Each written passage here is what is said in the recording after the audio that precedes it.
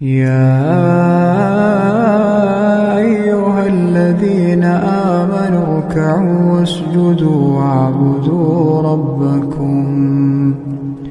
واعبدوا ربكم وافعلوا الخير لعلكم تفلحون.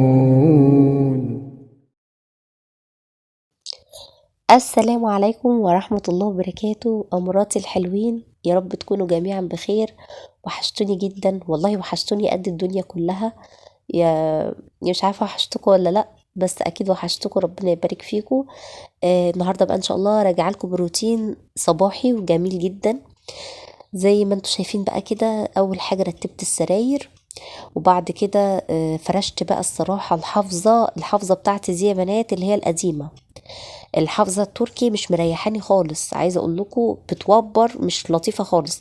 عارفين اللي هي حافظة السجاد التركي بتبقى مش بحس بتطلع وبرة كتير قوي كده. فشلتها وفرشت بقى الحافظة اللي عادي القطيفة بتاعتي، اللي هي اصلا كنت جايباها بقالي سنين يعني. هنعمل ايه بقى مع بعض النهارده؟ زي ما انتم شايفين كده، طاسة القلي عندي محروقة جامد جدا. فقلت ما بديهاش بقى، يعني عايزه ابدا تنظيفات واحده بواحده كده، عشان طبعا ان شاء الله كل عام وانتم جميعا بخير يا رب.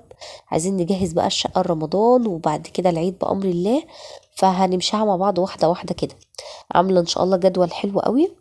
هننضف التفاصيل بتاعت الشقه كلها في خلال اسبوع بامر الله. فاللي حابه تبدا معايا بقى، انا لسه هبدا، اللي حابه تبدا معايا تمام. يعني تكتب لي في التعليقات، بحيث اني كل حاجه اصورها لكم، يعني كل خطوه اعملها في الشقه ان شاء الله تكون بالمشاركه معاكم يعني. حطي لي بقى لايك للفيديو، ودعوه حلوه كده من قلبك في التعليقات. وبصوا بقى، انا ما لقيتش الصراحه حل امثل لموضوع الدهون اللي والحروق اللي في الطاسه دي، الا المنظف يبقى قوي زي السترس مثلا او كده. فجبت السترس بتاعي ده، انا بجيبه اصلا ما شاء الله بيقعد معايا بالست شهور يعني، لان انا بستخدمه للحالات اللي هي الصعبة قوي دي. بصوا كمية الحروق عاملة ازاي. عايزة اقول لكم انا ما بدعكش، يعني ما بدعكش، ما بعملش مجهود. ولكن هي سلكة كده، تجيبي سلكة خشنة اللي هي الستانلس دي. وزي ما انتوا شفتوا، انا سخنت الاول الطاسة عشان يبقى سهل معايا اكتر الدهون او الحروق دي ان هي تتشال يعني. الحروق دي لما بتكون سخنة، بصوا البخار طالع عامل ازاي. طبعا هنا مساعدني ان انا ماسكة الطاسة من الايد بتاعتها، فعشان كده ايه، آه يعني عادي، يعني ايه الموضوع بالنسبة لي هيبقى سهل. فانت اعملي كده برضو لو عايزة تنضفي طاسة القلي بتاعتك. سخنيها الاول كويس على البوتاجاز، وبعد كده ابدأي بقى انك انت ادعكي كده. بصوا هتلاقوا الحروق طلعت بكل سهولة. بصوا ما شاء الله بقت بتلمع ازاي. هشطفها بقى وهعيد عليها تاني بقى بشوية خل وصابون سايل. يعني بصوا والله، يعني فعلا الطريقة دي احسن طريقة واسهل طريقة. تسخنيها كويس، وبعد كده بقى ايه، بشوية السترس كده وسلكة خشنة بقى كده وتدعكي. والله فعلا ما خدتش معايا مجهود خالص. عايزه اقول لكم في 5 دقايق كانت زي الفل. بصوا بقت بتلمع ازاي. حطيت بقى فيها زيت نضيف بقى كده، وكنت هحمر شويه شيبسي. كانت يارا بقى جت من المدرسه، فقلت ايه، هي اصلا عندي يارا ما بتاكلش حاجه في المدرسه خالص، يعني بتروح باللانش بوكس وترجع لي بيه زي ما هو. هي بتقولي الصبح مبقاش عندي نفس ان افطر خالص. المهم بقى، هنا كنت محضره لهم شويه شيبسي، وكان في برضو قطعتين كده همبرجر، قلت اقليهم بالمره. وال والعيش ده بقى، بصوا العيش ده حلو قوي. بجيبه من على صفحه على الفيسبوك. بيبقى الاوردر عباره عن ايه، 100 دايره بتعمل لكم لايك. 100 رغيف ب50 جنيه، فيبقى كده الرغيف واقع ب0.5 جنيه، اللي هو الشامي الصغير ده، بيبقى حلو قوي. حلو قوي بقى في السندوتشات، لو مثلا في اللانش بوكس الكلام ده كله، او في الفطار او كده، بصراحة حلو قوي. بيقضينا كمان فترة حلوة يعني. هنا بقى بصوا المنظم ده بقى كنت بعمله معاكم، بزينه معاكم كده بمناسبة رمضان بقى. كل سنة وانتم جميعا بخير يا رب. بعتذر لو صوتي متغير، انتوا هتلاقوا يعني طول شهر 3 كده و3 و4 هتلاقوا الجيوب الأنفية عندي بعافية يعني بتدمر لي خالص مخارج الحروف، فالله المستعان يعني. عايزين نعمل مع بعض بقى زينة رمضان ان شاء الله. والله عايز اعمل لكم افكار حلوة قوي، عشان الديكورات كمان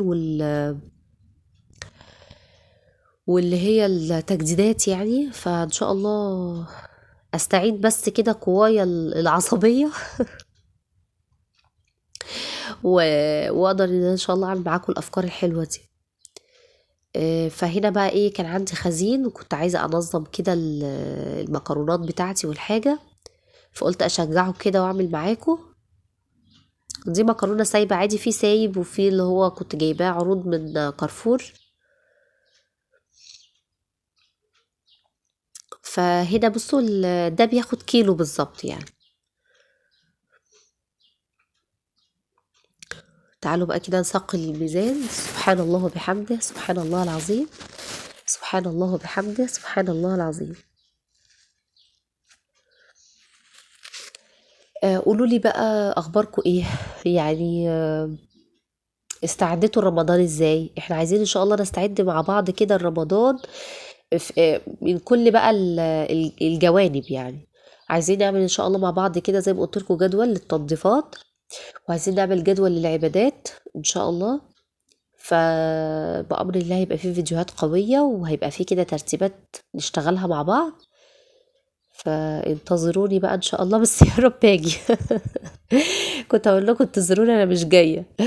يا رب اجي ان شاء الله كده بالخير. والله دايما بوعدكم وعود، وبحس ان انا بتاخر عليكم قوي قوي في الفيديوهات، بس والله بيبقى غصب عني. انتوا شايفين صوتي عامل ازاي، الواحد يعني بتبقى فيه اولويات كتير في حياته يعني. فطبعا لازم ان انا اظبط الاولويات دي، ويعني كان لازم ان انا لا يعني اظبط اولوياتي واحدد 1 2 3. فده اللي اخرني والله فعلا، بجانب طبعا نزلات البرد اللي كل شوية بتقعد تروح وتيجي عليا دي. الله المستعان يعني. انا والله كل شويه اصلا بفصل الفيديو بسبب الخلافات ده، بس خلاص انا مش واصلاه بقى يعني. خلاص فاضل فيه 3 دقايق نقول بقى الرز بلبن. كوبايه كده من الرز وهسلقها. بحب اسلقها كده في شويه ميه حلوين، علشان بتسهل يعني، بتخلي اسرع الرز بلبن يتعمل معاكي، غير لما تسلقها في اللبن يعني غير لما تسوي الرز في اللبن، فاهميني؟ لا بجيب كوبايه الرز بتاعتي واسلقها في الميه الاول لحد ما الرز يتهري معايا كده بالشكل ده.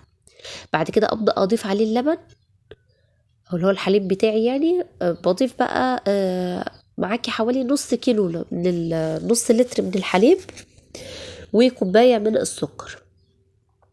بصراحة أسرع طريقة للرز بلبن، وما بضيفش بقى ولا نشا ولا اللي هو الكريم شانتيه ولا الكلام ده كله. لو عايزة تضيفيه براحتك، ولكن ده الطريقة الأصلية للرز بلبن. هو إيه؟ رز لبن مية بس، وطبعا والسكر بتاعك، وبسيبه بقى ايه يغلي كده. بصوا يعني احلى حاجة ان الطريقة دي لما بتسلقي الرز في المية الاول ما بيستهلكش معاكي لبن كتير. هنا انا كان عندي معلقة نشا فقلت خلاص احطها، لكن انا كتير بعمله من غير النشا. هو كده كده الرز اصلا بينزل النشا بتاعته يعني،